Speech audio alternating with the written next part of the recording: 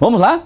Dar sequência à análise artigo por artigo do novo RIR 2018 dentro do nosso curso permanente e atualizável do IRPJ focado nas empresas tributadas pelo lucro real.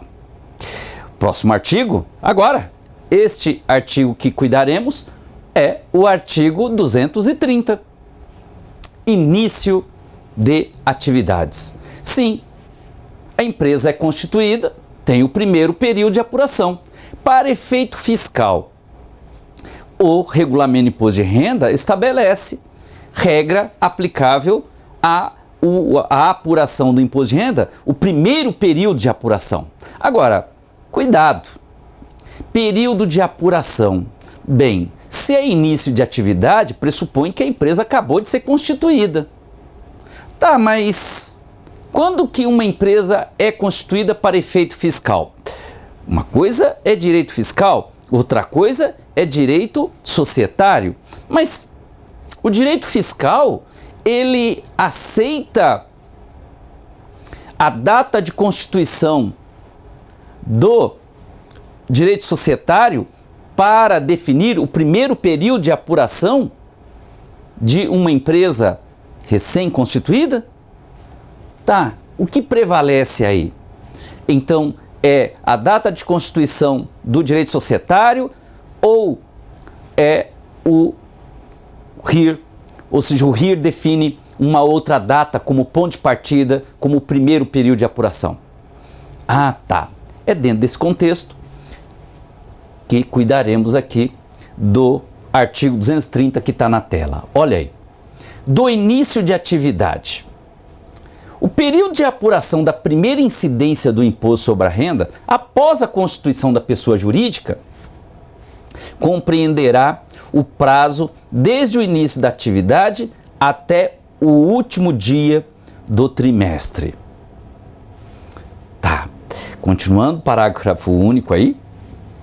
A pessoa jurídica, sujeita à tributação com base no lucro real, poderá optar pelo pagamento do imposto sobre a renda em cada mês, desde o início da atividade, determinado sobre base de cálculo estimada, e apurar o lucro real em 31 de dezembro. Muito bem. Observem que uma coisa é ler, outra coisa é saber. O artigo 230, ele coloca aí uma data marcatória para começar a empresa a apurar base de cálculo do imposto de renda. O artigo 230 fala o quê? A contar da data da Constituição. Pela relevância do tema, olha aí. Olha o texto do artigo 230. O período de apuração da primeira incidência do imposto sobre a renda após a constituição da pessoa jurídica. Após a Constituição. Data da Constituição. A partir da data da constituição da empresa, começa a empresa a apurar imposto de renda. Pode ser trimestral, que é o regime padrão na ótica do RIR, como eu já disse anteriormente, ou regime anual, com pagamento de imposto mensal estimado, com base na receita bruta ou com base no balancete acumulado. Pois bem, ótimo. Claro que sabemos que no Brasil a maioria das empresas adotam o regime anual do lucro real e não o regime trimestral, porque economicamente lhe é mais viável. Na estrutura do RIR, o regime padrão de apuração do imposto de renda é o trimestral, porque existe o trimestral real, trimestral presumido, trimestral arbitrado. Eu já tratei disso em outros artigos. Por isto que o caput do artigo 230 fala, olha, você apura imposto de renda trimestral a partir da data da Constituição. Já o parágrafo submisso ao caput fala, olha, mas nada impede, mesmo no início de atividade, a empresa optar pelo regime anual, data da constituição da empresa. A data da constituição da empresa é o valor, a data de 1 de agosto do ano X1. 1 de agosto. Tá bom, então ela pode optar no lucro real pelo trimestral real, e aí, em outras palavras, apuraria o primeiro trimestre de 1º de agosto a 30/9 e recolheria, então, no mês seguinte, outubro, relativo ao terceiro trimestre. Claro que o terceiro trimestre vai ser proporcional, ele vai pegar só o mês de agosto e setembro. E o mês de julho a empresa não estava operando, não estava constituída. Ah, tá, mas eu quero o regime anual já no início da atividade. O RIR está autorizando. Você pode, então, começar já, desde 1 de agosto, data da Constituição, você já pode, a partir da data da Constituição, adotar o regime anual com o quê? Pagamento de antecipação do mês base agosto, que vence em setembro, com base na receita bruta ou com base no balancete acumulado. Você tem essa faculdade. Mas quer trimestral real, caput, do artigo 230, quer regime anual a contar do mês base de início de atividade, em outras palavras, no nosso exemplo, agosto, você começa a apurar imposto de renda, a empresa passa a ser contribuinte do imposto de renda a partir da data da constituição da empresa. Isso é um marcatório. Mas qual é a data da Constituição para efeito do imposto de renda? O imposto de renda se declina às normas de direito societário aqui. O que for válido para o direito societário é válido para o direito fiscal, no que diz respeito à data da constituição. Se estamos falando de uma sociedade, então, empresarial, uma empresa registrada a sua constituição nas juntas comerciais, há lei para tudo. Há a lei de registro mercantil, a lei de registros mercantis, a lei que rege o registro nas juntas comerciais de atos constitutivos de sociedades empresariais, de sociedades com a obrigatoriedade de registro na junta comercial. Sociedades empresariais, aqui estamos falando com fim de lucro, bem como a lei de registro mercantil se aplica também às cooperativas.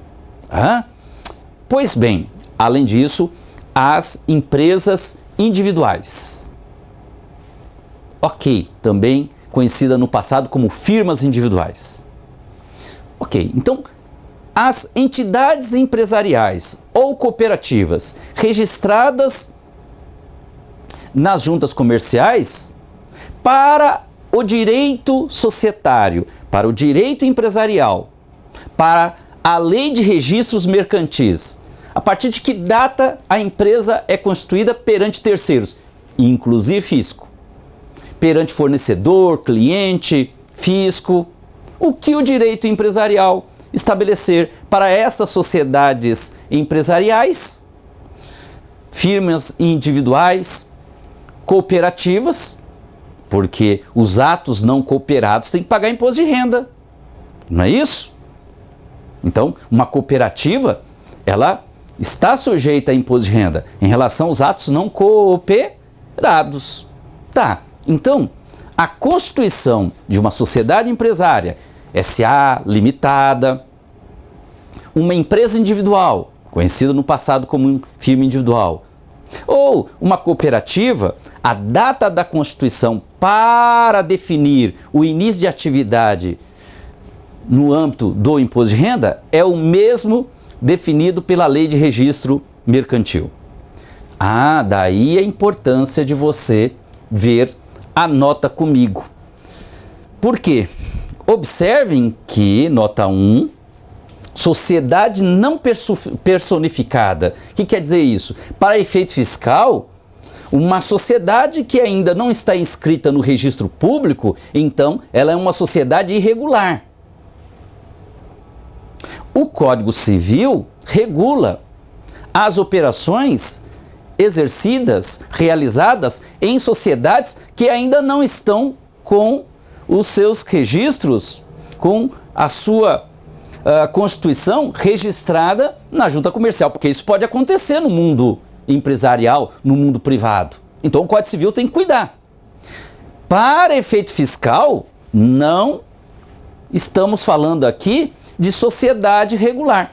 Para o direito empresarial, diferente do direito fiscal, para o direito empresarial, essa sociedade que opera, faz negócios antes de estar registrada nas juntas comerciais, estamos falando de uma sociedade não personificada. Quer dizer, uma sociedade que não tem autonomia patrimonial.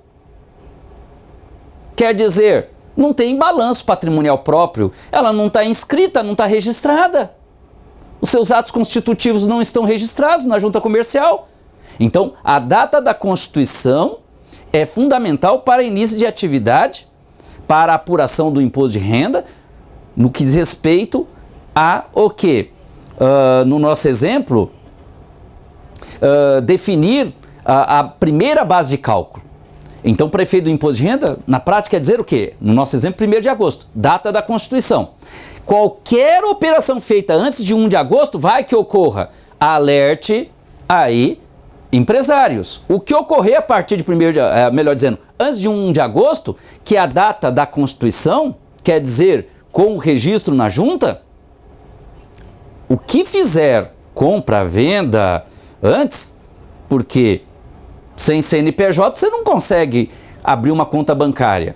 Mas vai que está raciocinando como uma operação de aporte em caixa. Está trabalhando com o quê? Uma integralização de capital em caixa sem envolver bancos. Porque sem CNPJ, primeiro você tem que registrar na junta para depois obter o CNPJ. Tá, então, operações antes da data da Constituição, nós chamamos isso no direito empresarial como o quê? Operações exercidas, operações realizadas por sociedades não personificadas, quer dizer, sociedade sem autonomia patrimonial. Ou seja, trata-se de uma sociedade para efeito fiscal irregular.